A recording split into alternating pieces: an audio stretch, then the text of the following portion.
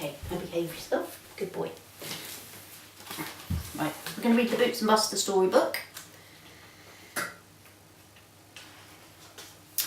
Wakey, wakey, Boots. We're going for a ride today. We're going to buy you a surprise present, shouted Mum. Boots jumped up excitedly. A present? Oh, I love presents. He climbed into his cage in the back of the van and the whole family set off on a long journey. After many hours of travelling, they arrived back home and the present was revealed. Buster the Westie, a tiny white bundle of fur with the cutest black eyes and little button nose. Boots was not happy. He did not like his present. Do you remember that day, Boots? You weren't happy, were you? Boots had been a lonely dog for 4 years. He was adored by all his family and was very content. He had his own bedroom with a big comfy bone-shaped bed. He loved to play football and never had to share his toys. He had his very own birthday hat, which he wore on his birthday, and he always got lots of presents. He didn't want or need a fluffy friend. Did you? As soon as Buster saw Boots, he barked at him and chased him round the garden. Boots ran away to his bedroom. He could hear his family saying how cute the new puppy was. He was sad. He thought they would never love him the same as before. Early next morning, Mum called out, "Boots, wake up! We have to spend some special time with Buster." Boots was not happy. He liked to stay in bed until he was ready to get up. But Mum insisted, "Come on, Boots, don't be lazy." Boots didn't think it was any fun getting up early and he wasn't happy about sharing his mummy or his toys. But he loved his mum very much and didn't want to disobey her, so he crawled out of bed and walked slowly to the garden. Buster was so happy to see his new big fluffy brother and ran to greet Boots with glee. He looked up at him with love in his eyes and hoped that his new friend would soon grow to love him. "You must be careful not to squash Buster as he is very tiny," said Mum. "Stay there, nuisance. You're a fidget. Stay there. Stay." Buster was full of excitement and dashed off to play with his new toys. Boots sat and watched him. He ran so fast around the garden that every now and then he would tumble over and do a roly-poly. Boots thought he looked a lot of fun, but he wasn't sure if he was ready to play with him just yet. Although he was tiny, he was a bit scared of Buster. "Come on, get back in your bed. Come on. Up. Good boy. Get in." When Boots was least expecting it, Buster ran towards him and barked. This frightened him and he ran to his bedroom. Mum laughed. "Come here, Boots. Don't let him scare you. Naughty Buster." Naughty. Boots sat alone and thought for a while. He decided it was time to show Buster Westie who was the boss. It was time to be a big, brave sheepdog. He dragged his favourite cuddly toy sheepdog from his bed and took it outside to show Buster. Buster was overjoyed to see Boots bringing his fluffy toy out for him. He was getting very tired from his playtime and quickly snuggled up onto the toy sheepdog and soon fell fast asleep. He dreamt that one day he would be cuddled up to his real old English sheepdog friend Boots. "Sit still, fidget." Over the next few weeks, Mum woke Boots up early every morning and off they went into the garden for some bonding time with Buster. Boots began to think that getting up early was actually quite fun. He had his very own grooming table which he sat on whilst Mum brushed his fur. He loved this special time with her. Buster sat beside him every morning. He looked up lovingly at Boots and wondered if he would one day be as handsome as him. Once grooming time was over, it was time to have some fun. You like fun, don't you, Boots? On the grooming table? Remember that day?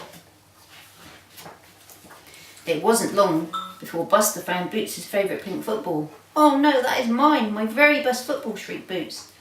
Buster put his 2 front paws onto the ball. "If you will be my friend forever, Boots, I will let you have it back." Boots stood over Buster. He looked into his little black eyes. Buster removed 1 paw from the football. Now he was the one who was frightened. Remember that? Boots thought how scared he looked. He didn't like to see him look that way.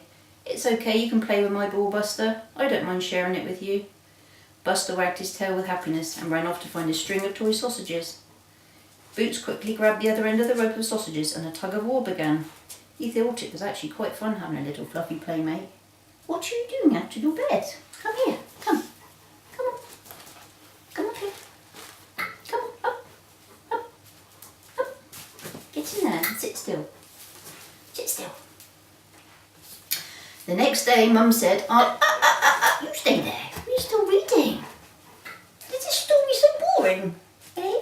Is this story so boring? The next day, Mum said, Archie has a football match today. We're going in the van. Boots loved going for a ride in the van to watch Archie play football. Buster hadn't been before, so Boots felt quite special. He was showing what to do. Boots sat down to watch the match and Buster snuggled up on Mum's knee next to him. After a little while, he got a bit fidgety. You must sit still, Buster. Archie might score a goal and you will miss it, explained Boots. So Buster sat still. He was learning lots from Boots. Come here, sit down. Sit, sit, sit, sit. Gosh, you're very naughty. Come. Sit then. Sit. Come, lay down now. Down. Good boy. Buster, sit. Buster, sit. Good boy. Right, wait now. We haven't finished the story. Boots loved to lay in the sunshine on the sun lounger in the garden. Buster liked the sunshine too and wondered if maybe there was room for him. So he climbed up onto the bed next to Boots. He leant over and gave him a little kiss on his nose. He was so happy that they were becoming such good friends. As the weeks passed, the friendship blossomed between Boots and Buster. Boots' big fluffy paws made a lovely comfy pillow for Buster to rest his sleepy head. They shared their dinner from the same bowl. They chased each other in the fields. You two stop messing around while I'm reading. It's very naughty. They had great fun running in the woods together. Buster jumped in the muddy puddles. Boots, being older and wiser, ran round them. He laughed. You know Mum will bath you when you get home if you do that. Buster still had lots to learn. Boots' favourite day of the year was his birthday. He had very patiently been teaching Buster how to balance the birthday hat on his little head. Boots was an expert at wearing hats, but Buster was a fidget, and his kept falling off. Boots gave Buster a bit of advice. Just sit very still. Something you can't do.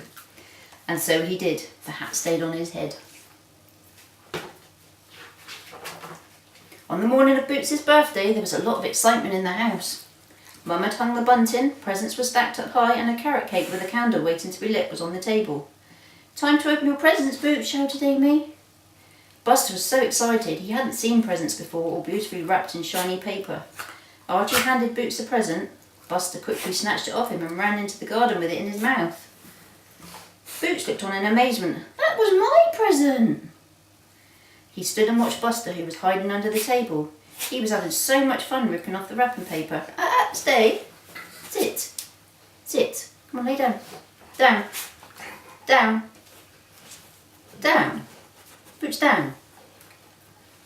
Down. Good boy. He was having so much fun ripping off the wrapping paper, and then out fell a deer antler. Archie gave Boots another present to open. Buster quickly appeared and tried to steal this one also, but Boots kept hold of it in his mouth. Buster chased him round the garden. Oh my, this is such fun, thought Boots. No. Wait there. Come here. Sit down. Wait. She'll knock my camera over. Now I've lost where I've got to. Archie gave Boots another present to open. Buster quickly appeared and tried to steal this one also, but Boots kept hold of it in his mouth. Buster chased him round the garden. Oh my, this is such fun, thought Boots, but he is not having this present as well. Sit, Boots. Sit. Come on, sit. Sit. You're very naughty. They both soon got tired of chasing each other around the garden. Boots stopped to open the present. He ripped off the paper and out fell another deer antler. Now they had one each. They laid side by side and chewed on them. Who would like some birthday cake? Asked Dad. Boots and Buster stopped chewing on their deer antlers and ran to the table. Put your party hats on, boys, said Amy. Archie lit the candle on the cake and the whole family sang happy birthday to Boots. Do you remember that? Got some cake. Boots and Buster shared a slice of carrot cake each. Next, it was time to go for a special birthday treat, a ride on the train to Sprinkles, where Boots and Buster shared a strawberry ice cream. As Boots licked the ice cream, he thought to himself that this had been his very best birthday ever. He now felt really happy that his family had bought him that surprise present, Buster the Westie. He had brought so much joy to his life and taught him to share so many things. When they arrived back home after their fun day out, Boots and Buster were so very tired. Boots lay down on the floor with his head on his pillow. Buster cuddled up next to him. His dream had finally come true. He was snuggled up to his real old English sheepdog friend Boots. They both closed their eyes and dreamt of all the fun adventures they would share together in the future.